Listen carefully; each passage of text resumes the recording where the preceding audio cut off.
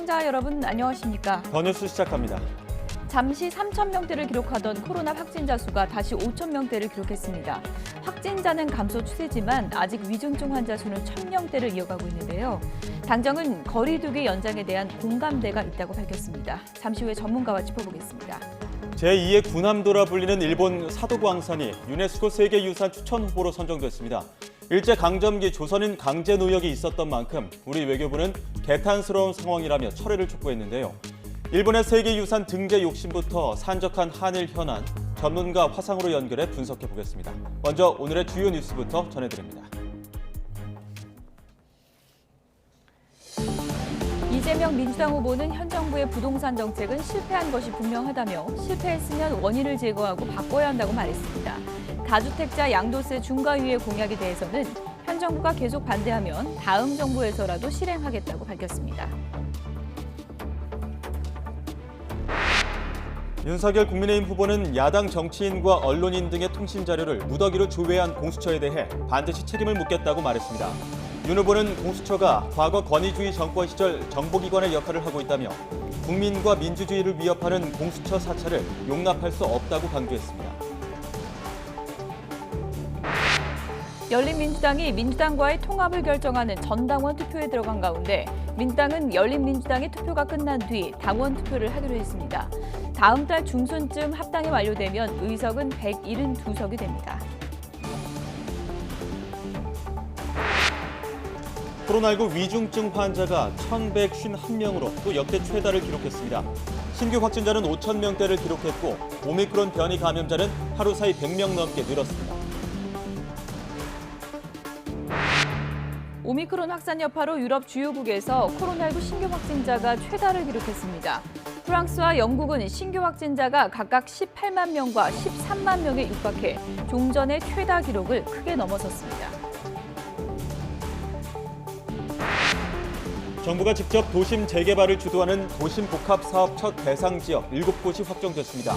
증산과 신길 등 서울 6곳과 경기도 부천시 원미동에 2025년까지 아파트 10,000호가 지어질 예정입니다.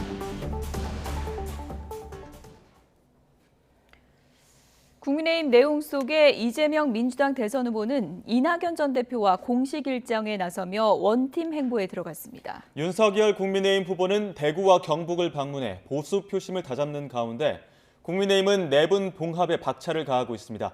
국회로 가보겠습니다. 최하영 기자. 네, 국회입니다. 네, 이재명 후보와 이낙연 전 대표 첫 동행에 나섰는데 어떤 일정입니까? 네, 두 사람의 첫 외부 일정 행선지는 한국사회보장정보원입니다. 이곳에서 이낙연 전 대표가 경선 과정에서 공약으로 내세웠던 신복지 정책에 대한 구상을 밝힐 예정인데요. 국민의힘이 내부 갈등을 겪는 사이 보란듯이 원팀 행보에 나서며 대조적인 모습을 강조하려는 전략으로 풀이됩니다. 이 앞서 이재명 후보는 오늘 아침 라디오 방송에 출연해 윤석열 국민의힘 후보에게 날을 세우기도 했습니다. 어제 윤 후보가 확정적 중범죄 후보와 토론할 수 없다고 밝힌 데 대해 대통령이 되겠다는 분이 지나친 말인 것 같다고 맞받아쳤는데요. 특수부 검사의 특징 중 하나가 없는 죄도 만드는 무소불위의 특권 의식이라고도 꼬집었습니다. 저를 아무 근거도 없이 그렇게 표현하시는 걸 보면 그 특수부 검사의 묘한 평소의 특성이 나온 게 아닌가 좀 걱정되긴 합니다. 또 윤 후보의 부인 김건희 씨의 허위 이력 사과에 대해선 모르겠는데 사과를 원하니까 해줄게라는 뜻으로 평가하면서 국민이 보기에 좀 불편했겠다고도 밝혔습니다. 이어 이 후보는 오늘 고 김근태 전 열린우리당 의장의 10주기 추모 행사에도 참석했습니다. 따뜻한 나라, 따뜻한 경제, 기본사회 등 의장께서 이루고자 한 세상과 이재명이 이루고자 한 세상은 전혀 다르지 않다며 적통성을 내세웠습니다. 이런 가운데 윤석열 후보는 1박 2일 일정으로 대구 경북을 방문했죠. 네, 특별 사면이 결정된 박근혜 전 대통령의 정치적 고향인 대구 경북을 방문해 이 표심 다잡기에 나섰습니다. 이 첫 일정으로는 공사가 중단된 신한울 3, 4호기 건설 현장 방문을 택했는데요. 이 문재인 정부의 탈원전 기조와 이재명 후보의 탈원전 정책 말바꾸기를 동시에 비판했습니다. 이어서는 이재명 후보의 고향인 안동으로 발걸음합니다. 이 도산서원을 방문한 뒤 경북 선거대책위 출범식에 참석해 정권 교체를 호소할 계획입니다. 윤 후보가 이른바 집토끼를 잡으러 간 사이 국민의힘은 내분 봉합 작업에 힘을 쏟고 있습니다. 김종인 총괄선대위원장은 오늘 기자들과 만나 이번 주에 이준석 대표와 만날 예정이라고 밝혔는데요. 중재자로 나선 김기현 원내대표는 잘 정리됐다며 이 대선 승리를 위해 힘을 합치는 모습으로 정리될 것이라고 말했습니다. 일단 봉합보다는 휴전에 가까운 분위기인데 이 당 내부에선 윤 후보와 이 대표 측이 서로 자극하지 말자는데 합의했다는 해석도 나왔습니다. 이어 다음 달 초 중순쯤에는 사태가 정리되지 않겠느냐는 관측이 나오면서 이준석 대표의 선대위 복귀 가능성에도 관심이 쏠립니다. 지금까지 국회에서 전해드렸습니다. 열린민주당이 더불어민주당과의 당대당 통합에 대한 전 당원 투표에 들어갔습니다. 이번 당원 투표는 내일까지 이틀 동안 온라인으로 진행되고 당원 과반수가 참여해 과반수가 찬성하면 의결됩니다. 민주당 역시 열린민주당의 투표가 끝난 뒤 합당 여부를 묻는 당원 투표를 할 예정입니다. 두 당은 투표 결과에 따른 후속 절차를 마친 뒤 내년 1월 중순 합당을 완료할 계획으로 통합할 경우 민주당의 의석은 172석이 됩니다. 더불어민주당은 이재명 대선 후보의 조직폭력배 뇌물수수 의혹을 제기한 국민의힘 김진태 전 의원을 허위 사실을 퍼뜨린 혐의로 검찰에 고발했습니다. 민주당 공동선거대책 부위원장인 김용민 의원과 공명선거법률지원단 부단장인 김남국 의원은 서울중앙지검을 찾아 김 전 의원에 대한 고발장을 제출했습니다. 앞서 김 전 의원은 지난 21일 이 후보에게 구체적인 액수의 뇌물을 건넸다는 내용이 포함된 박 씨가 받은 편지 2통을 공개했지만 해당 내용이 나중에 첨가됐다는 작성자의 인터뷰와 필적 감정 결과를 다룬 언론 보도가 나오면서 조작 의혹이 제기됐습니다. 공수처가 국민의힘 의원 105명 가운데 절반을 훌쩍 넘는 최소 70명의 통신기록을 조회한 것으로 나타났습니다. 국민의힘은 공수처의 통신기록 조회 대상으로 집계된 국민의힘 소속 의원은 현재 70명으로 지난 28일에 60명에서 10명 늘어났다고 밝혔습니다. 공수처의 통신기록 조회 대상에는 김기현 원내대표와 김도읍 정책위의장, 추경호 원내수석부 대표, 그리고 배현진 최고위원과 조수진 최고위원 등 당 지도부도 대거 포함됐습니다. 이와 관련해 국민의힘은 공수처가 대규모 불법 사찰을 벌인 것이라며 공수처 폐지와 함께 김진우 공수처장의 사퇴를 촉구했습니다. 검찰이 통신자료 조회 논란으로 고발된 김진욱 고위공직자범죄수사처장에 대한 수사에 착수했습니다. 대검찰청은 시민단체 법치주의 바로 세우기 행동연대가 김 처장을 직권남용 등의 혐의로 고발한 사건을 수원지검 안양지청에 보냈고 안양지청은 해당 사건을 형사 3부에 배당했습니다. 앞서 해당 시민단체는 공수처 수사 대상이 아닌데도 피의자와 통화를 했다는 이유로 기자의 통화 내역을 확인한 건 재량권을 일탈, 남용한 위법이라며 고발장을 냈습니다.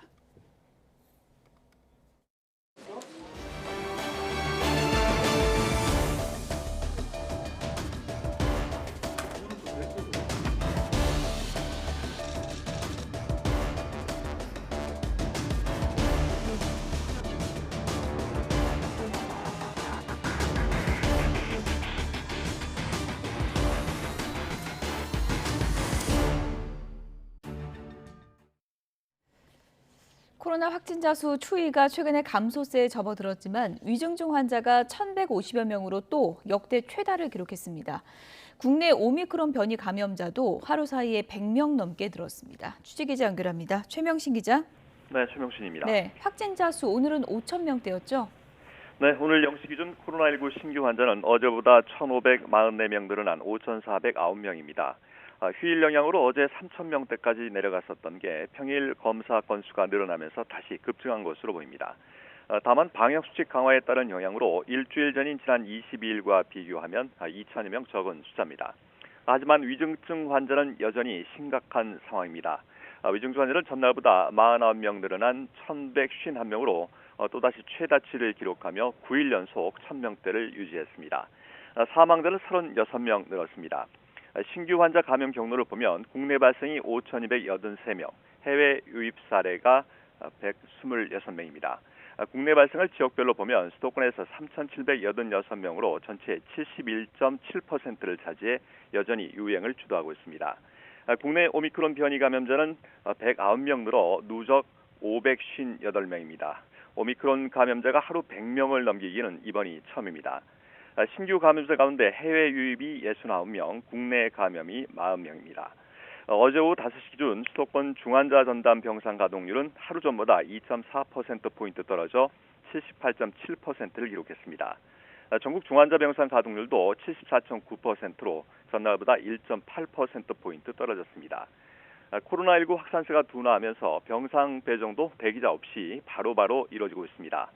방역당국은 오늘 0시 기준 수도권과 비수도권에서 입원과 생활치료센터 입소를 기다리는 환자는 없다고 밝혔습니다. 정부가 오미크론 변이에 대해 방심하면 안 된다고 당부했죠. 네, 김부겸 총리는 오늘 오전 중대본 회의를 주재한 자리에서 최근 코로나19 확산세가 진정세로 접어들긴 했지만 오미크론 변이가 우리나라에서도 우세종이 될 가능성이 크다며 경계심을 늦춰서는 안 된다고 말했습니다. 김 총리는 일각에서 비교적 낮은 중증화율을 근거로 오미크론에 대해 희망 섞인 전망을 내놓기도 하지만 입원율이 절반으로 낮아진다 해도 확진자 수가 2배로 늘면 결국 의료 대응 부담은 같아진다며 방심해서는 안 된다고 말했습니다. 중대본도 지난주 기준 국내 지역사회 오미크론 검출률은 1.8% 정도지만 해외 상황에 비춰보면 확산 속도가 굉장히 빠르다고 밝혔습니다. 이런 가운데 오미크론 감염자를 빨리 찾아내 격리하기 위한 새로운 PCR 시약이 내일부터 현장에 도입됩니다.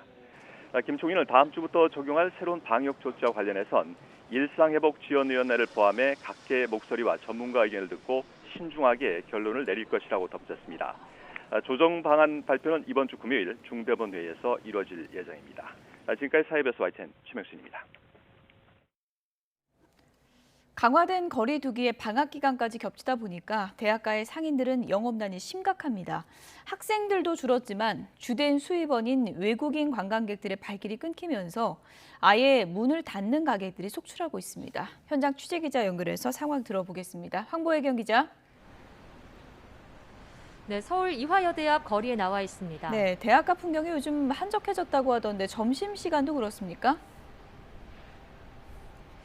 네, 그렇습니다. 적막했던 오전보다는 오가는 사람들이 늘었지만 그래도 점심시간이 맞나 싶을 정도로 거리가 조용했습니다. 이곳 상인들은 거리가 학생이나 관광객들로 북적이던 건 이제 옛말이라고 하는데요. 특히 중국 등 외국인 관광객들을 대상으로 주로 영업했던 한식집들은 타격이 더욱 큽니다. 이곳에서 20년 넘게 한식집을 운영한 상인의 말을 직접 들어보시죠. 네, 한식집이 지금 25군데 있다가 지금 3군데밖에 없어요. 살아남은 데가. 근데 관광객은 전멸이고. 우리 1층은 문 아예 닫았잖아요. 관광객 안 들어가지고. 최근 코로나19 확산세에 따른 거리두기 강화로 자영업자들은 가뜩이나 힘든 겨울을 보내고 있는데요. 대학가 상권은 이달 중순부터 학교가 방학을 맞으면서 학생들마저 자취를 감추었습니다. 방학에도 계절학기 수업이 있긴 하지만 서울 주요 학교들은 이번 학기에 비대면 수업을 혼합해서 실시한다고 밝혔습니다. 특히 이곳 이화여대나 연세대의 경우 계절학기 모든 수업을 비대면으로 한다는 방침입니다. 이 때문에 대학가 상인들은 방학 기간 매출을 기대하기 어려운 상황입니다. 또 엄격한 방역 패스가 도입되면서 학생들이 많이 찾는 스터디 카페 등엔 백신 미접종자 발길이 끊기다시피 해 영업에 타격이 더욱 크다고 호소합니다. 자영업자들은 인건비를 줄이기 위해 직원들을 모두 내보내고 월세도 보증금에서 깎고 있다며 이대로라면 반년도 버티기 어렵다고 말했습니다. 게다가 오미크론 변이 여파로 대면 수업으로 전환하는데 차질을 빚을까 우려하고 있습니다. 전국에 내려진 강화된 거리두기는 내년 1월 2일이면 종료되는데요. 정부는 모레 거리두기 조치를 연장할지 발표할 전망입니다. 지금까지 서울 이화여대 앞 거리에서 YTN 황보혜경입니다. 서울 시민은 감염병이 미세먼지보다 위험하다고 생각하는 것으로 나타났습니다. 서울시 보건환경연구원이 지난달 온라인으로 서울 시민 1,000명과 보건환경 분야 전문가 320명을 대상으로 보건환경 인식조사를 한 결과 이같이 나타났다고 밝혔습니다. 조사 결과 감염병과 미세먼지, 기후변화 등 7가지 보건환경 위험 요인 중에 감염병이 5점 만점에 4.21점으로 가장 높았습니다. 이제 모레면 현재 사회적 거리 두기를 연장할지 말지 결정을 하게 되는데요. 최재천 일상회복지원위원회 위원장은 정부와 시민이 함께 만들어가는 일상회복이 훨씬 효율적이라고 강조했습니다. 들어보시죠. 정부와 시민이 함께 만들어가는 일상이 훨씬 수월하고 효율적이라는 생각입니다. 시민은 이 같은 위기 상황에서 모름지기 방역의 의무를 지닌다는 말은 스스로의 안전을 책임지며 일상의 자유를 스스로 선택한다는 뜻입니다. 시민 스스로 선택하게 하려면 당연히 선택지가 많아져야 합니다. 그래서 제가 다양한 방패를 제안한 것입니다. 접종 확인서가 가장 바람직한 방패이지만 무슨 이유에서든 그게 어려우면 음성 확인서, 면역 확인서, 그리고 동선 확인서 등도 훌륭한 방패가 됩니다. 시민 스스로 자신을 안전하게 지켜줄 수 있는 방패를 소지하고 제시하며 스스로의 판단에 따라 자유롭게 사회활동, 경제활동을 하면 됩니다. 이렇게 되면 사실상 우리는 영업상 인원 및 시간 제한을 풀 수 있게 될 것이라는 기대도 갖게 됩니다. 코로나19가 재확산하고 있는 중국 시안이 도시 전면 봉쇄 일주일 맞은 가운데 하루 150명 이상의 확진자가 발생하고 있습니다. 중국 국가위생건강위원회는 어제 하루에도 시안에서 신규 확진자가 151명 발생했다고 발표했습니다. 지난 9일 코로나19가 재발한 시안에서는 지난 25일부터 오늘까지 확산세가 꺾이질 않고 있습니다. 오미크론의 급속한 확산으로 프랑스와 영국, 이탈리아 등 유럽 주요 국가에서 코로나19 하루 신규 확진자 수가 사상 최다를 기록했습니다. 이렇게 확산세가 계속되고 있지만 프랑스와 영국은 강력한 봉쇄 정책 도입에는 신중한 입장입니다. 현지 시간으로 28일 프랑스의 하루 신규 확진자는 17만 9,800여 명으로 18만 명에 육박하며 이전 최고 기록인 지난 25일에 10만 4,600여 명을 크게 넘어섰습니다.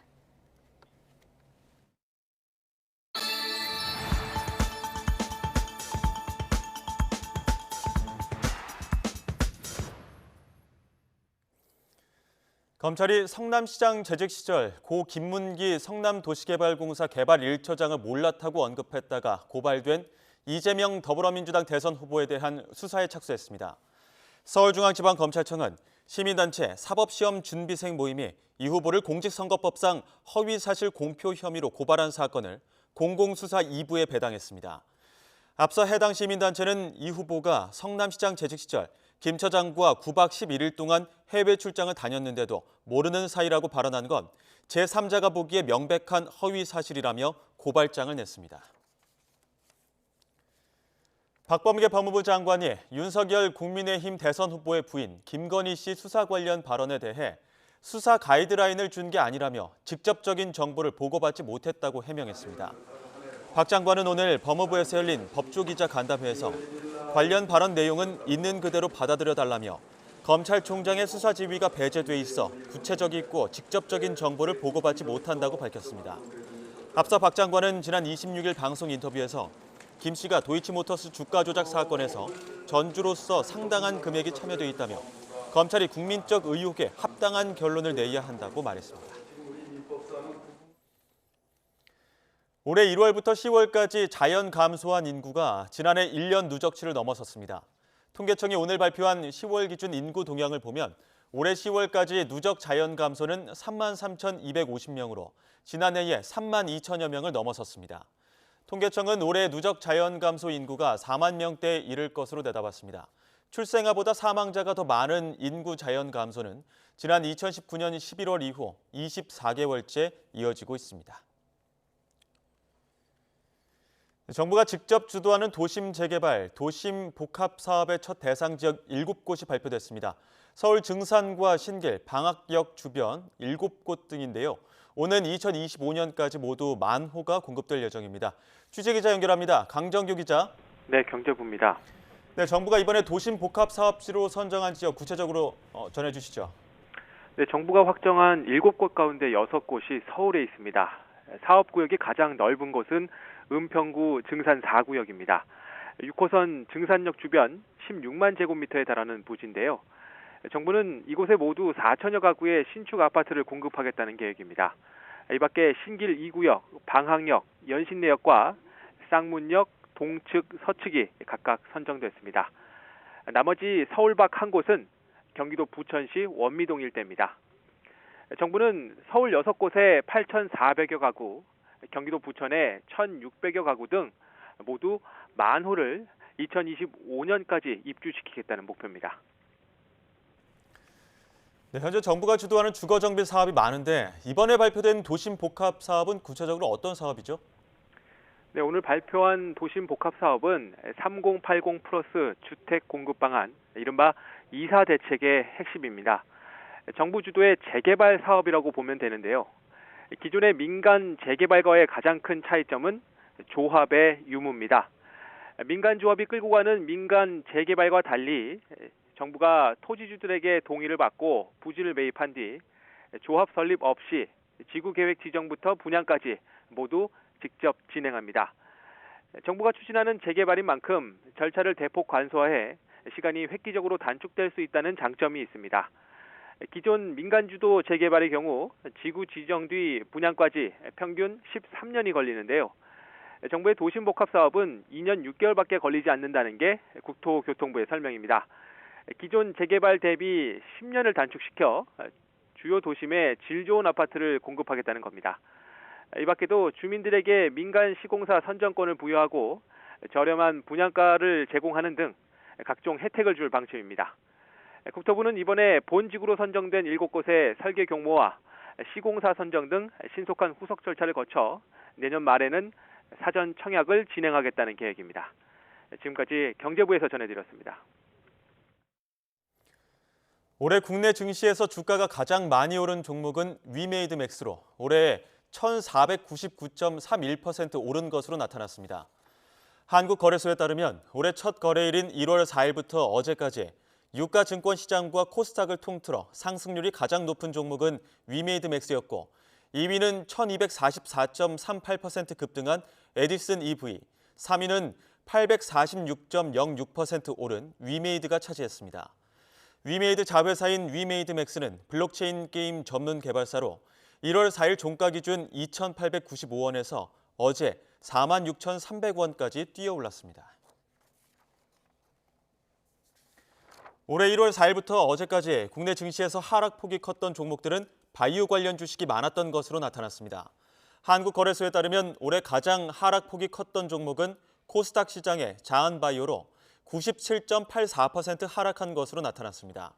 두 번째로 하락폭이 컸던 종목은 코스닥 시장의 BDI로 하락률이 85.56%에 달했습니다.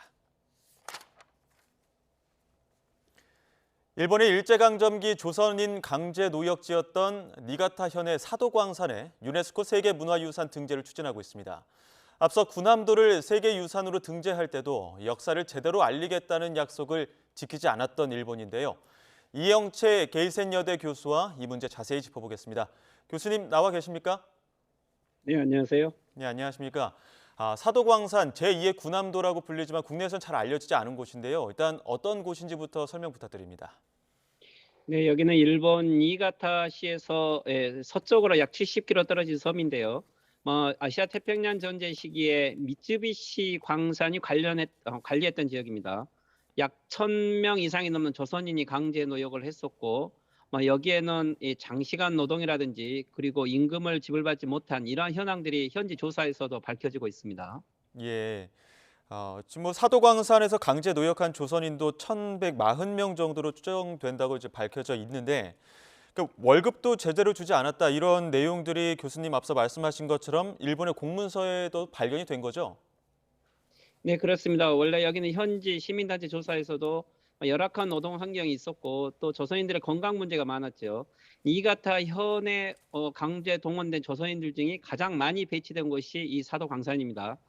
그런데 이 전쟁이 바로 끝난 직후에 일본 현재 공문서관이 보관하고 있는 자료를 보면 귀국한 조선인들에 대한 미불 임금 채무에 관한 조사 결과에 약 조선인 1,140명에 대해서 일본 돈으로 지불을 하지 않았고 이게 공탁되어 있는 것들이 기록에도 남아 있습니다. 그리고 구두에 관련된 기록들도 있지만 안타깝게도 증인의 현재 산 증인의 이 구두 진술은 아직 없는 걸로 알려져 있습니다.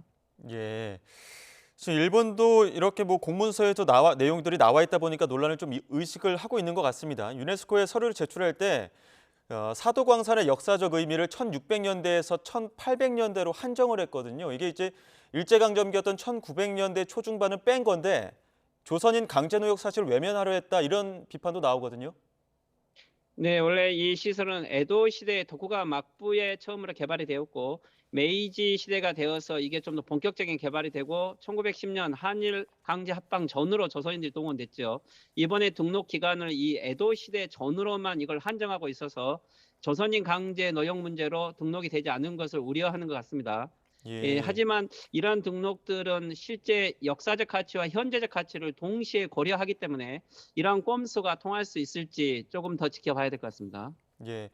역사적 가치와 현재 가치도 판단을 하기 때문에 유산으로 세계유산으로 등재가 될지 불투명하다 이런 말씀이신데 그렇다면 일본의 의도대로 이게 역사적 사실을 빼고 유산에 등재하는 거는 불가능하다 이렇게 보시는 겁니까? 네, 근데 이전에 2015년 산업유산 등산도 등재했을 때도 이 메이지 유신 전후 기간만으로 한정해서 했었기 때문에 아마 이번에는 똑같은 방식을 쓰고 있는 것 같고요. 예. 역사적 기록으로는 그렇게 등재를 하지만 실제 판단은 현재적 사실까지 하게 되면은 그것은 위원회에서 더 지켜봐야 될 것 같습니다. 예. 지금 이런 논란들이 이번이 처음이 아니기 때문에 이제 2015년 군함도가 그 세계유산으로 등재될 당시에도 강제노역 사실을 솔직히 알리고 희생자들을 기리는 정보센터 설치하겠다 이렇게 약속을 하고 등재가 된 사실이거든요. 근데 아직까지도 지키지 않고 있고요. 이런 약속도 지키지 않은 상태에서 지금 다시 이렇게 사도광산 등재를 추진한다는 이유, 일본이 지금 이렇게 이런 일들을 추진하고 있는 의도는 어디에 있다고 보십니까? 네, 그렇죠. 2015년 이 나가사키 군함도 이 산업유산 정보센터도 현재 문제가 되어 있고 여기에 대해서 개선 조치가 안 되고 있죠. 이번 건은 일단 현지 사도 주민들이 등록을 추진했고 일본 유네스코 문화위원회가 일단 결정을 한 상태죠. 이것을 일본 정부가 공식으로 결정하기는 약 한 2달 정도 시간이 필요한데 일본 정부도 조금은 검토하는 상황인 것 같습니다. 이례적으로 이것을 결정했다라는 발표는 아직 아니죠. 하지만 지금 현재 키시다 정권에게도 첫 직면한 역사 문제인데 오는 7월 참여연 선거가 있고 그래서 다시 한일 간 역사 문제는 일본 정부에게 그렇게 불리한 사안은 아니기 때문에 정치적 의도도 있다라고 판단해야 될 것 같습니다. 예. 일단은 사도 주민들이 추진을 하고 있고 일본 정부도 검토를 하고 있는 단계다 이렇게 말씀해 주셨는데요. 혹시 이 군함도에서 약속을 지키지 않았다. 그러니까 희생자들을 기리는 정보센터 이런 것들을 설치하지 않았다. 이런 약속을 지키지 않았다는 근거로 사도광산 등재를 하지 못할 막을 수 있는 여지들도 있는 겁니까? 네, 그렇죠. 일본 정부도 아마 이 점을 가장 경계하는 것 같습니다. 이 세계 문화 유네스코 위원회에서 다시 한국 정부가 이 문제를 동시에 거론할 거고 그렇다면 사도 이 광산 같은 경우는 훨씬 더 자료가 명확하게 남아 있는 것들이 있기 때문에 아마도 일본 이 문화유산 시설 전체에 미치는 영향을 고려해서 전체적으로 판단하겠다라고 하는 아마 이런 부분들은 조금 일본 정부가 애매한 입장을 지금 취하고 있는 것 같습니다. 예. 이렇기 때문에 우리 외교부도 지금 대응에 나섰는데 일단 주한 일본 대사관 공보문화원장 초치해서 항의를 했습니다. 그 밖에 또 실효성 있는 조치들, 대응들이 있을까요? 네, 실제 사도광산은 한국에도 잘 알려져 있지 않고 일본 내에서도 이 강제연행 관련 전국 진상 네트워크라는 시민단체 정도가 알고 있는 상황이죠. 그래서 좀 더 일본 내에도 여론전을 해야 될 것 같고 한국에서도 이 문제에 대해서 좀 더 많은 관심과 또한 정보 제공들을 해줘야 될 것 같습니다. 예. 지금 우리 국민이 예민하게 지켜보고 있는 문제가 하나 더 있어서 이 부분도 한번 여쭙겠습니다. 후쿠시마 오염수 방류 문제인데 일본 정부가 2023년 봄에 방류를 할 계획으로 지금 세부 계획도 짜고 있다 이렇게 알려지고 있거든요. 지금 올해가 사흘밖에 남지 않았기 때문에 당장 1년 뒤면은 후쿠시마 오염수가 방류될 가능성도 있는 건데 이 부분에 대해서는 지금 어떻게 진행되고 있는지 설명 부탁드립니다. 네, 일본 도쿄 전력이 지난 21일 날 이 오염수를 내보내는 해저 터널 공사를 실시하겠다라는 계획안을 일본 정부에 제출했고요. 그리고 지난 28일 날 어제죠. 일본 총리 관저에서는 이것에 대한 행동 지침이 공식적으로 결정됐습니다. 그러면은 23년 4월부터 공사를 마치고 본격적으로 방류를 하겠다는 거죠. 일본 정부 내에서는 도쿄 전력과 함께 방류 계획이 진행되고 있고 여기에 관련돼서 현지 어민들에 대한 보상 개혁 나대까지 포함을 해서 현재 구체적인 안들을 마련해가고 있는 것으로 알려지고 있습니다. 예, 그러니까 현재 어민들에 대한 보상 계획은 뭐 짜고 있는 상황이긴 한데 지금 일본이 한국이나 타이완 등을 포함한 외국인 대상 설문조사도 실시한다고 알려져 있습니다. 근데 주변국 입장에선 반대할 수밖에 없는 부분인데 이 설문조사 왜 하는 겁니까? 네, 실제 일본은 현재 IAEA와 함께 이것을 공식적으로 검증하겠다라고 계획을 세우고 있고 어민에 대한 배상 문제 그리고 이 주변국에 대한 영향에 대한 것들도 보고를 해야 됩니다. 이것은 여러 가지 설문 작업과 그리고 일본 정부는 구체적으로 농도를 낮추어서 방류를 하고 있다라는 이러한 의견들을 오히려 정당화하기 위해서 주변국에 조사를 하고 있다라고 할 것 같고요. 어떤 형태로 이 구체적인 결과를 낼지 그것은 좀 더 저희들이 지켜보면서 이 설문 문항부터 시작을 해서 이러한 앙케이트 조사 자체가 타당한지에 대해서도 문제 제기를 해야 될 것 같습니다. 예, 의견을 듣기보다는 정당화할 목적으로 하지 않을까라는 의견도 주셨는데요. 지금 우리 정부도 이 수산물 안전관리 강화를 위해서 이력제도 시행을 하겠다 개편을 했고 또 배를 띄워서 방사능 오염수도 감시하겠다 이런 대책들 내놓고 있는데 실효성이 있을까요? 네, 실질적으로 지금 현재 한국 시민단체나 정부가 일본의 해양 오염 실태를 조사하고 있다는 것은 알려져 있지 않습니다. 일본의 후쿠시마 방사능에 대한 추측들은 이야기하고 있지만 실질적으로 구체적으로 해양 오염이 어느 정도 되는지 이게 한국 수산업에 얼마나 피해가 되는지 오히려 일본 정부는 농도를 약화시키고 있기 때문에 피해가 없다는 통계를 계속 제출하고 있고요. 그렇기 때문에 한국 정부는 좀 더 구체적으로 얼마 정도의 피해가 한국에 있는지 데이터를 제출하지 않으면 설득력이 낮아질 것 같습니다. 그런 의미에서는 훨씬 더 구체적인 감시 활동을 해야 될 것 같고요. 또한 일본 내에서도 여기와 관련된 주민들이 구체적인 노력을 하고 있기 때문에 현지 주민들과도 함께 연대하는 이러한 작업들도 필요할 것 같습니다. 예, 구체적인 피해를 입증해야 되기 때문에 현지 주민들과 연계해서 구체적인 검증 작업들이 필요하다 이런 말씀까지 나눠봤습니다. 자, 지금까지 이영채 게이센 여대 교수와 함께 이야기 나눠봤습니다. 오늘 말씀 고맙습니다. 네, 수고하십시오.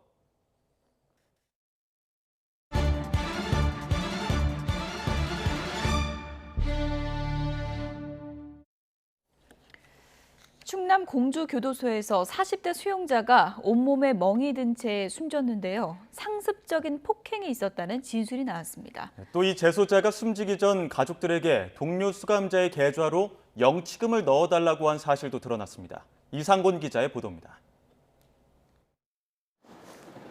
충남 공주교도소에 수감 중이던 42살 박모 씨가 숨진 건 지난 21일입니다.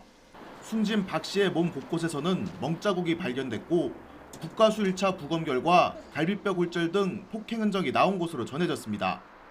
교정당국은 숨진 박 씨가 가족에게 영치금을 넣어달라고 수차례 부탁했던 사실에 주목하고 있습니다. 가족에게 보낸 편지에는 같은 방에 있는 재소자 A씨에게 신세를 졌다며 영치금을 전해달라는 부탁이 있었고 어머니가 A씨에게 20만 원씩 2번 송금했던 사실이 확인됐습니다. 사건을 수사 중인 공주교도소는 같은 방 재소자 3명 가운데 1명으로부터 상습 폭행이 있었다는 증언을 확보했다고 밝혔습니다. 이달 초부터 영치금을 받은 A씨의 주도로 권투 연습이 있었다는 내용이었던 것으로 전해졌습니다. 교정당국은 A씨뿐만 아니라 다른 재소자들에 대해서도 폭행에 가담했거나 방조했는지 조사하고 있다고 밝혔습니다. 상습 폭행에 금품 갈취 문제까지 제기되는 가운데 교도소 측이 전혀 몰랐다는 점에서 상위 기관인 대전지방교정청이 수용자 관리 실태 등에 대한 조사를 벌이고 있습니다. 법무부는 공주교도소 교도관들에 대한 조사 결과에 따라 엄정하게 조치하고 특별 점검을 통해 수용자 폭행 사고 방지를 위해 최선을 다하겠다고 밝혔습니다. YTN 이상곤입니다. 한 화물차 운전자가 앞차가 차선을 바꾸려다가 우물쭈물하자 고속도로 한복판에 차를 세우고 욕설을 퍼부었습니다. 네, 경찰은 보복운전을 뿌리 뽑겠다며 방지 대책을 마련해 시행하고 있지만 몇 년 사이 보복운전은 더 늘었습니다. 황윤태 기자의 보도입니다. 지난 21일 평택 제천고속도로 서평택 분기점 인근 1차선을 주행하던 승용차 운전자 A씨가 2차선으로 차선을 변경하려고 우측 방향 지시 등을 켠 순간 뒤따라오던 화물차 한 대가 거칠게 경적을 울립니다. 화물차 운전자는 순식간에 A씨 차량을 앞지른 뒤 고속도로 한복판에 차를 세웁니다. A씨에게 다가온 화물차 운전자, 차마 입에 담기 힘든 욕설을 퍼붓습니다.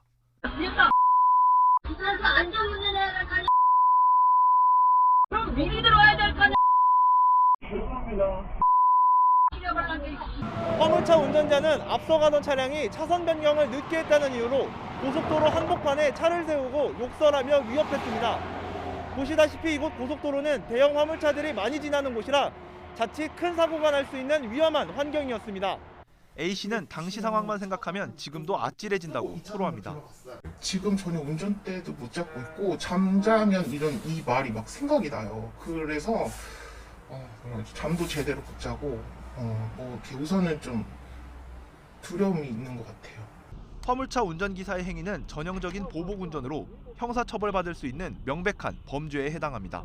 대형 차량을 가지고 피해자에게 어떤 유형력을 행사한 특수폭행죄와 가해자가 입에 담을 수 없는 욕을 해서 피해자에게 공포심을 느끼게 했기 때문에 협박죄 두 죄가 경합되고 가중처벌받을 것으로 보입니다.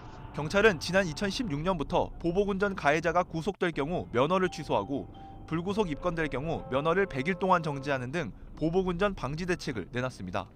하지만 지난 2017년 4,400여 건이던 보복운전 접수 현황은 지난해 5,200여 건으로 3년 새 오히려 800여 건 늘었습니다. 현행법상 보복운전 사건은 특수폭행과 특수협박 등 형법을 통해 처벌할 수 있습니다. 그러나 정작 도로교통법에는 보복운전에 대한 명확한 정의가 없어 운전자 스스로 어떤 행위가 보복운전에 해당하는지 가늠하기 어렵다는 지적이 나옵니다. 보복운전에 대한 별도의 내용이 없어서 진짜 실제로도 형법에 의해서 처벌이 되고 있는 상황이고요. 행위가 가지고 있는 위험성을 판단할 수 있는 기준이 없는 거죠. 도로 위 살인행위로 불리는 보복운전을 뿌리 뽑으려면 명확한 정의를 내려 금지 유형을 정하고 처벌 강화와 인식 개선 등 계도 방안을 포함한 전방위적인 대책 마련이 필요하다는 목소리가 커지고 있습니다. YTN 황윤태입니다.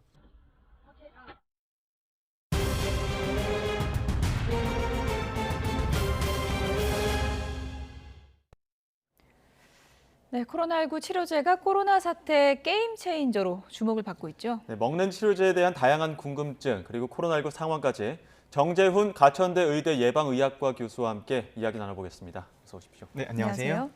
아직 저희가 실물을 본 적이 없기 때문에 도대체 어떤 약일까 궁금한데 그냥 감기약처럼 집에서 내가 먹으면 되는 거죠? 네, 경구용 치료제라고 하는 것이 이때까지 나왔던 치료제는 대부분 혈관에 직접적으로 투여하는 방식이었습니다.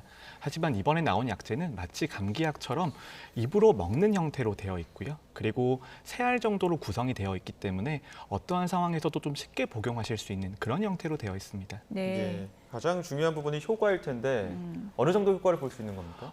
지금 임상 3상 시험 결과를 보면은 접종하지 않은 고위험군에게 투약을 했을 때 그리고 그 투약 조건이라고 하는 것이 증상 발현하고 5일 이내입니다. 5일 이내에 투약을 했을 때 입원 또는 사망할 위험이 80% 후반까지 감소한다. 이런 결과가 나와 있는 것이고요. 네. 하지만 80%대 효과라고 하는 것이 가장 효과가 좋은 집단을 대상으로 연구를 한 겁니다. 그래서 일반 인구 집단에게 적용이 되었을 때에는 이것보다는 효과가 조금 떨어질 수는 있습니다. 보통 효과가 좋은 사람이라고 한다면 건강하고 좀 젊은 층에서 효과가 좋습니까? 아니면 면역력이 좀 떨어지는 쪽에서 효과가 좋은 겁니까? 감염병에서는 중증화 위험이 높은 분들이 이런 기저질환이 있거나 고령의 분들이시거든요. 예. 그런 분들을 대상으로 투약을 했을 때 가장 좋은 효과가 나오는 것으로 나와 있고요. 그리고 투약 조건이라고 하는 것이 중증으로 진행된 상태에서 중증을 회복시키는 기전이 아니라 예. 중증으로의 진행을 막아주는 형태이기 때문에 빠르게 복용하시는 게 매우 중요합니다. 예, 물량이 한정되다 보니까 약을 처방할 수 있는 대상들도 조금 정해져야 될 텐데 그런 말씀하신 부분들도 좀 대상을 선정하는 데 기준이 될 것 같아요. 네, 원칙적으로 경구용 치료제라고 하는 것이 감염 이후에 모든 분들에게 투약을 하더라도 어느 정도 효과가 있을 것으로 예상을 합니다. 하지만 도입 초기에는 물량이 한정되어 있기 때문에 아까 말씀드렸듯이 가장 위험한 집단에게 투약을 하는 것이 사회 전체로 봤을 때는 가장 효과적일 것이고요. 그리고 경구용 치료제의 효과라고 하는 것이 사회적으로 보면 의료 체계에 가하는 부담을 줄여주는 역할을 합니다. 그렇다면 중환자가 될 가능성이 가장 높은 미접종 고위험군부터 투약을 한다라면 아마 가장 좋은 효과를 볼 수 있을 겁니다. 예. 근데 그 위험한 확진자라는 기준이 어떻게 보면은 좀 애매한 경계선에 있는 분들도 많을 것 같고요. 그리고 미접종자라 그래서 무조건 우선순위가 되는 것에 대해서는 또 여러 가지 얘기가 있을 것 같은데요. 이런 기준을 좀 어떻게 구체적으로 세워야 될까요? 그런 기준에 대해서는 당연히 질병관리청이나 아니면 학회의 의견들을 받아서 폭넓게 수렴을 하는 절차를 거쳐야 되고요. 그리고 이런 그 팬데믹의 초기 상황에서는 공급의 우선순위를 설정하는 것은 어떻게 보면 사회적인 의제에 가깝습니다. 어떻게 공급의 우선순위를 정했을 때 우리 사회가 가장 안전할 수 있을 것인가 그런 관점에서 정해야 되는 것이기 때문에 여러 가지 단계를 놔두고 공급 우선순위에 따라서 그 단계를 늘려가는 그런 방식이 가장 좋아 보입니다. 실제로 물량이 지금 1월 말에 얼마나 들어올지 우리가 예상할 수가 없는 거잖아요. 네, 아직까지는 예상이 어렵고요. 그리고 2월 이후에 오미크론 변이가 확산이 되면 유행의 규모가 급격하게 커질 수가 있습니다. 그렇게 됐을 때는 예상보다 더 많은 물량이 필요할 수 있기 때문에 적극적인 확보 정책이 중요한 시점입니다. 이 먹는 치료제가 필요한 환자들이 당연히 많겠지만 투약을 주의해야 되거나 금지되는 환자들도 있을 것 같은데요. 경구용 치료제도 백신과 같이 투약을 결정을 할 때 투약했을 때 얻을 수 있는 효과가 잠재적인 위험보다 압도적으로 크다라면 투약을 결정하게 되는 것이거든요. 하지만 아직까지는 임상 3상 시험 결과가 나와 있고 실제 투약 데이터가 없기 때문에 어떤 경우에 더 위험성이 높아지는지에 대한 자료는 나와 있지 않습니다. 하지만 긴급 허가 상황 같은 것들을 보면 여러 가지 약제와 병용 투여했을 때 위험성이 조금 높아질 수 있다라는 결론들이 나와 있고요. 예를 들어서 항우울제라든지 아니면 고지혈증에 쓰는 약제라든지 협심증에 쓰는 약제들 같은 경우에는 같이 투여하면 위험성이 높아진다라는 보고가 있습니다. 그래서 이런 경우에는 반드시 주치의와 상의를 통해서 이 약의 용량 조절이라든지 투약 여부에 대해서 결정하는 과정을 거쳐야 되고요. 그럼에도 불구하고 매우 초기에는 투약으로 얻을 수 있는 이익이 매우 큰 집단들에게 투약이 됩니다. 그렇기 때문에 가급적이면 투약을 하는 방향으로 결정이 될 수밖에 없는 것이고요.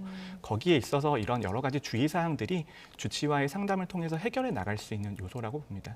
이 약을 확진자에게 어떤 방식으로 전하느냐 이것도 좀 체계가 잘 잡혀야 될 것 같은데 확진자가 이제 약국 가서 받을 수는 없는 노릇이고요. 그리고 이동을 좀 줄이면서 뭐 가정 내에서 복용할 수 있으면 가장 좋은 방법일 것 같은데 이런 것도 좀 준비가 필요하겠죠? 가장 중요한 말씀을 해주셨는데요. 경구용 치료제가 매우 효과가 좋다라고 하더라도 그 효과가 최대화되는 조건들이 있습니다. 아까 말씀드렸듯이 감염되고 최대한 조기에 투약하는 것이 효과적이고요.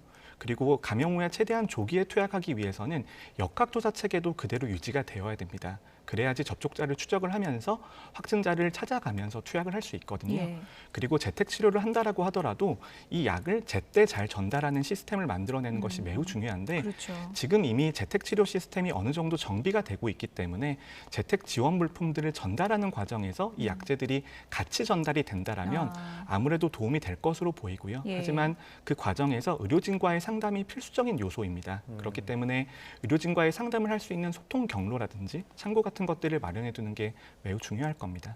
지금 이 경구용 약 같은 경우에 긴급 사용 승인을 거쳤습니다. 그리고 앞서 말씀하신 것처럼 그 환자들의 데이터가 부족하다 보니까 부작용을 우려하는 사람들도 많은데 지금까지 알려진 부작용들이 있습니까?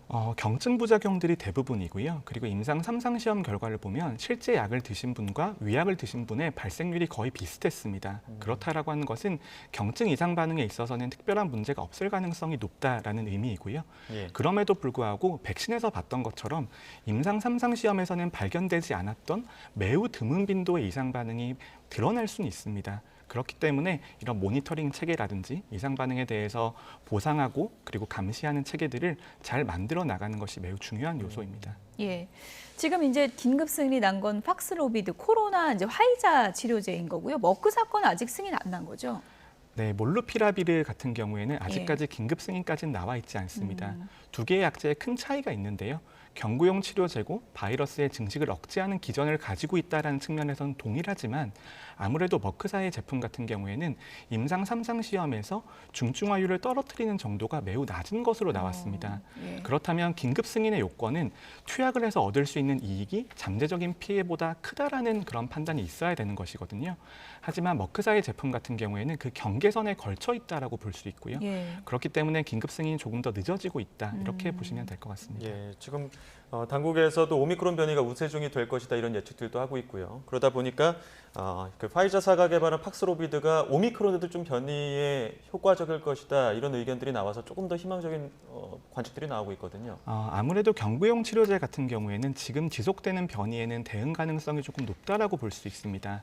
백신 같은 경우에는 변이가 자주 일어나는 부위인 스파이크 단백질에 대해서 항체를 만들어내기 때문에 그 부위에 변화가 있으면 백신의 효과가 감소할 수가 있습니다. 하지만 경구용 치료제 같은 경우에는 증식 기전 자체에 작용을 하기 때문에 이런 치료제에 대한 돌연 변이가 나오기 전까지는 어느 정도 효과가 유지될 것으로 판단이 되는 것이고요. 그렇기 때문에 오미크론 변이가 확산되는 시점에서는 유용한 수단이 될 수 있다 이렇게 평가되고 있습니다.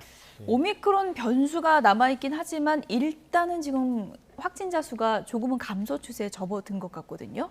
우리가 이제 병상 대기자도 9명 정도니까 병상 대기자도 지금은 상당히 많이 줄어든 것 같은데 위중증 환자 수는 1,000명대 아니겠습니까? 이 위중증 환자 숫자는 언제쯤 이게 줄어들까요? 2년간의 유행 추이를 분석을 해보면요. 확진자가 증가하는 것과 중환자가 증가하는 것 사이는 약 2주 정도의 시차가 있습니다. 그렇기 때문에 확진자 증가하고 나서 2주 정도 뒤에 중환자가 늘어나는 것이고요. 확진자가 감소하고 나서 2주 뒤에 중환자가 감소하게 되는 것인데 지금 상황에서는 이때까지 적체된 중환자들이 있었습니다. 그렇기 때문에 2주 뒤에도 감소하지 않을 가능성이 저는 높다고 생각을 하고요. 지금 정도의 수준을 유지하는 것만 해도 의료 체계에 있어서는 매우 큰 여유를 줄 수 있는 그런 시간이라고 봅니다. 특히 중환자 병상 점유율 같은 경우에는 환자의 규모가 줄어드는 것도 중요하지만 전체적인 병상 수가 늘어나는 것도 중요한 상황이거든요. 하지만 여러 가지 병상 확충 조치들이 있었고 그 조치에 따라서 분모가 늘어나고 있기 때문에 지금은 상당히 안정된 상태라고 볼 수 있습니다. 예, 앞서 인터뷰에서 교수님 유행 상황을 평가할 때 매주 수요일을 좀 주목해 봐야 된다 이런 언급도 해주셨는데 오늘의 확진자 발표가 났을 때를 평가하면 어떻습니까? 네, 전문가들은 대부분 일주일 평균 확진자 수치를 말씀을 드리지만 국민 같은 경우에는 가장 높은 확진자 수치를 많이 보시거든요. 그게 발표가 되는 것이 수요일입니다. 그래서 수요일의 수치를 보시면 유행의 추이를 그래도 정확하게 보실 수가 있는데요. 지금은 확연한 감소 추세로 접어들었다라고 볼 수 있고요. 그럼에도 불구하고 과거 4주 정도의 유행 증가 추세가 매우 가팔랐기 때문에 예전 정도의 수준으로 돌아가기 위해서는 앞으로 2주에서 3주 정도의 시간이 걸립니다. 2주에서 3주 정도 지금의 추세가 이루어진다라면 확진자가 3,000명대 정도까지는 내려갈 수 있을 것이다라는 판단을 하고 있고요. 그리고 그런 조치가 이루어져서 의료 체계에 여유가 있어야지 2월 말부터는 오미크론 변이가 우세종화가 되면서 더욱더 전파 능력이 높아질 것으로 예상이 되고 있습니다. 그렇기 때문에 그때까지 시간을 벌고 의료 체계가 정비할 그럴 기회로 삼아야 됩니다. 지금 말씀하신 내용대로라면 우리가 시간을 더 벌어야 된다라는 말씀이신데 그럼 거리두기 연장 가능성이 높겠네요? 거리두기 같은 경우에는 지금 2주만으로는 의료 체계의 부담을 완전히 해소하기는 모자라다라고 생각을 합니다. 그렇기 때문에 2주 정도의 연장 조치가 불가피하다라고 생각을 하고요. 그럼에도 불구하고 저희가 방역 전문가의 입장에서도 경제를 생각하지 않을 수 없습니다. 그렇기 때문에 자영업자와 소상공인에 대해서 내실 있는 보상 조치가 있어야지만 이 조치가 이어나갈 수 있는 것이고요.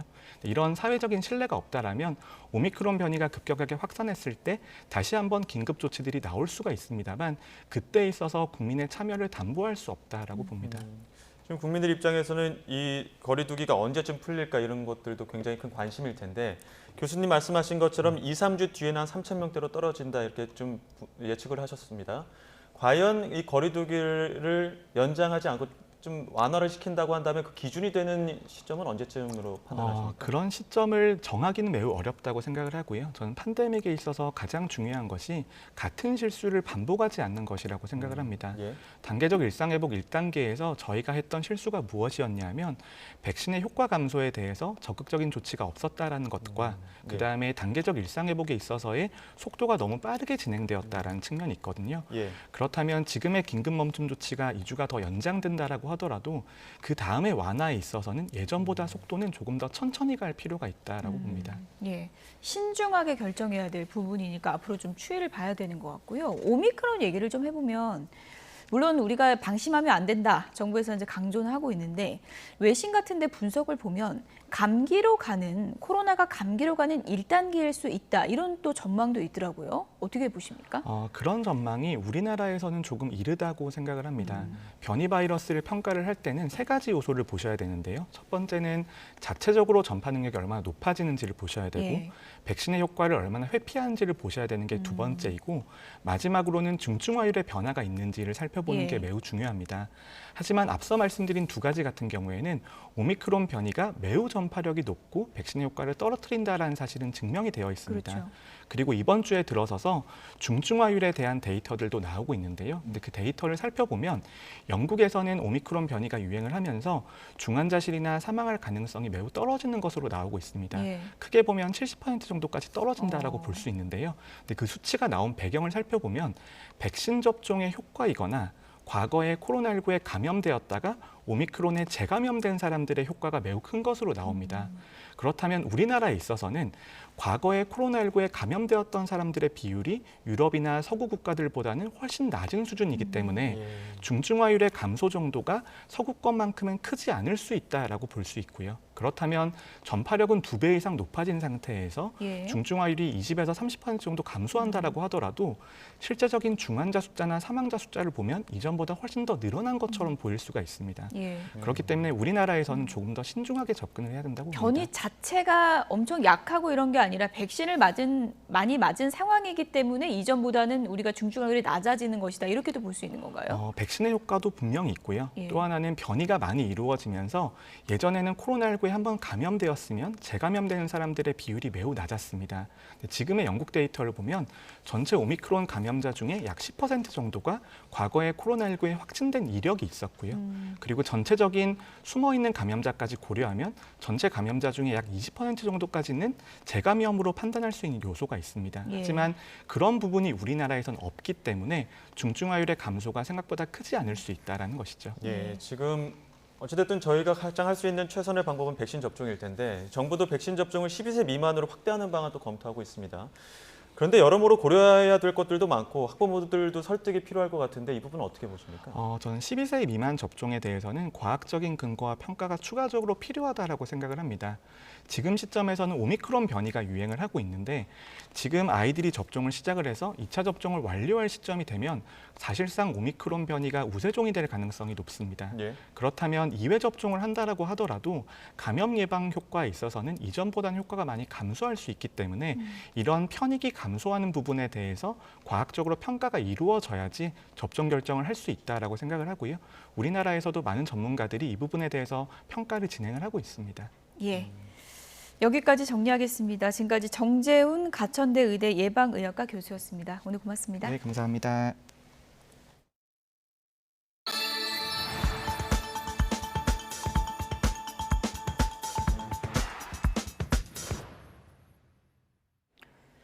(50년) 전 홍합 한 그릇의 외상값이 200만 원으로 돌아온 가슴 따뜻한 사연이 있습니다. 네, 미국에 사는 70대 남성이 어려운 이웃을 위해 써달라며 경찰에 편지로 기부금을 보내온 겁니다. 어떤 사연인지 함께 보시죠. 지난달 중순 신촌지구대에 존경하는 파출소 소장님께라고 적힌 노란 봉투 하나가 전달이 됐습니다. 이 봉투에는 손편지와 $1000 수표 2장이 들어있었는데요. 미국에 사는 70대 남성은 편지에서 청년 시절 강원도에서 상경해 신촌시장 뒷골목에서 손수레 장사를 하는 아주머니에게 홍합 한 그릇을 얻어먹었다고 적었습니다. 네, 하지만 당시 외상값을 갚지 못한 채 미국으로 떠나게 돼 50년이 지나서도 죄책감이 남았다고 밝혔는데요. 아주머니의 친절에 보답하기 위해 수표 $2000, 우리 돈 200만 원 정도를 보낸다며 주변의 어려운 이웃을 위해 써달라고 전했습니다. 이 남성은 친구를 통해 기부금을 전달하면서 외부에 알리지 말아달라고 했지만 경찰이 설득해 편지를 공개했는데요. 서울 서대문 경찰서 신촌지구대는 신촌동 지역사회보장협의체에 기부금 전액을 전달했습니다. 그 편지 내용을 보고 70년대 중반에 있었던 그 홍합 한 그릇이 이렇게 감동을 줘서 제가 사실은 가슴이 좀 뭉클했거든요. 따뜻한 이 성금을 가지고 저희 지금 어려운 겨울나기에 저희 지역의 어르신들과 또 홀로 계시는 힘드신 분들에게 따뜻한 식사 한 끼와 맛있는 음식을 대접할 계획을 갖고 있고요. 네, 조금 전에 들어온 속보 전해드리겠습니다. 검찰이 윤우진 전 세무서장에 대해서 뇌물 혐의로 추가 기소를 했다는 속보가 들어왔습니다. 네, 수사 무마 의혹을 받는 윤석열 국민의힘 대선 후보에 대해서는 불기소 처분했다는 소식이 함께 들어왔습니다. 보다 자세한 소식은 이어지는 뉴스에서 다시 한번 전해드리도록 하겠습니다. 네, 매년 연말마다 선행을 베푸는 전북 전주 얼굴 없는 천사가 올해도 찾아왔습니다. 오늘 오전 10시 5분쯤 전주시 노송동 주민센터로 교회 앞 트럭 안에 성금을 놓았으니 불우한 이웃을 위해 써달라는 전화가 걸려왔습니다. 확인 결과 올해 성금은 5만 원권 지폐와 동전을 더해서 모두 7,009만 4,960원으로 이로써 누적액은 8억 800만 원을 넘었습니다. 지난 2000년부터 시작된 얼굴 없는 천사의 선행은 올해까지 22년째 이어지고 있습니다. 기초생활보장 수급자인 80대 부부가 어렵게 모은 돈을 소외계층을 위해 기부했습니다. 서울 금천구청은 어제 80살 박화성 씨가 시흥 이동 주민센터를 찾아 20만 원이 담긴 봉투를 전달했다고 밝혔습니다.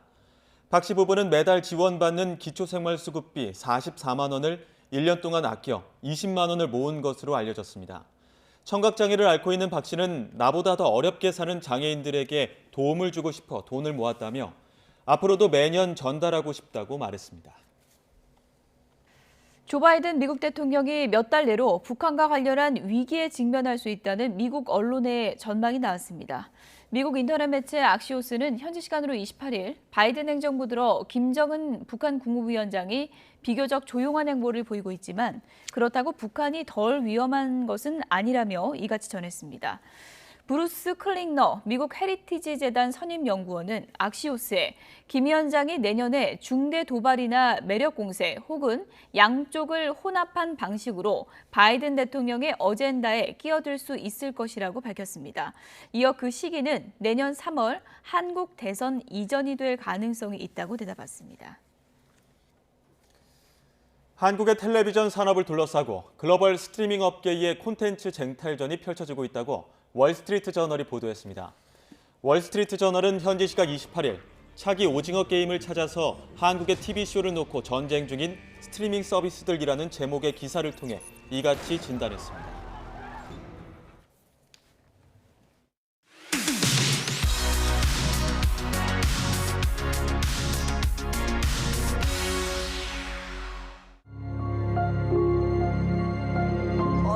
배우 윤여정이 한국인 최초로 오스카 여우조연상 트로피를 품에 안았습니다. 너무 1등 최고 막 그런 거 하잖아요. 그러지 말고 우리 다 최중 되면 안 돼요. 방탄소년단 BTS 경쟁자는 결국 BTS였습니다.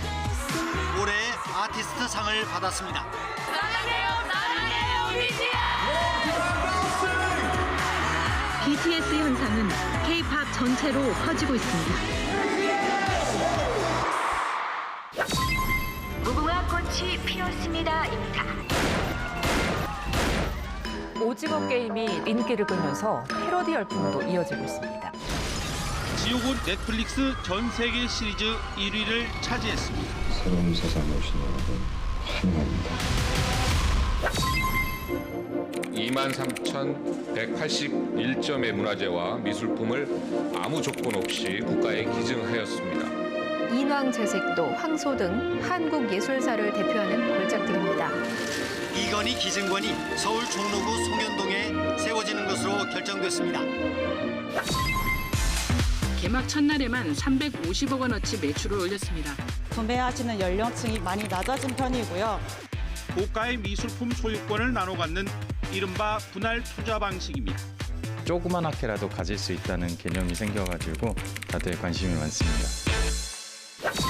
I'm on the next level. 전 전 세계 팬들이 모이는 플랫폼 역할을 하기도 합니다. 콘서트에 온 것 같은 느낌이 나서 뭔가 실감나고 5년 안에 6배 이상 성장할 거라는 전망이 나오고 있습니다.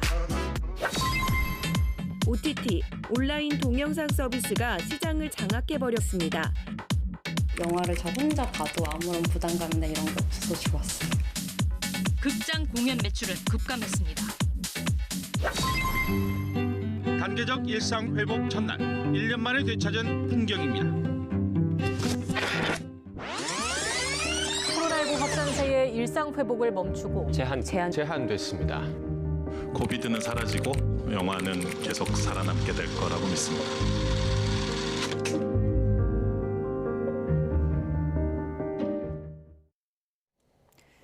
오늘도 추위 걱정은 없지만 곳곳에서 초미세먼지 농도가 높게 나타나고 있습니다. 퇴근길에는 비나 눈이 내리는 곳이 있겠고 내일은 다시 추위 속에 충청과 호남 지방으로 많은 눈이 예보됐는데요. 기상캐스터 연결해 자세한 날씨 알아보겠습니다. 신미림 캐스터.